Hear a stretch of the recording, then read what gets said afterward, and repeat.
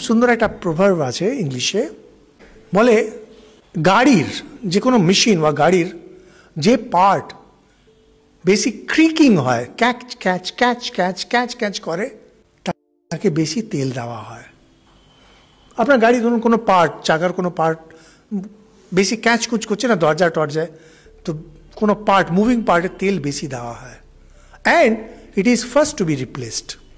এত সুন্দর করে আমি যখন প্রথমবার পড়েছিলাম চমকে উঠেছিলাম।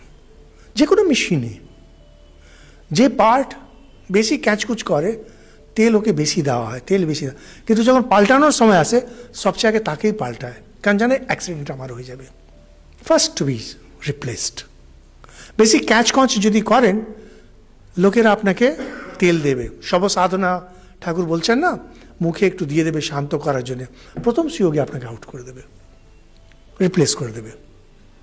আমরা এটা বুঝতে পারি না, আমরা মনে করি কেমন টাইট দিলাম, কেমন টাইট দিলাম, কিন্তু টাইট, আরে আপনি জানেন না আপনি এবার টাইট খেয়ে যাচ্ছেন, solid, you will be replaced.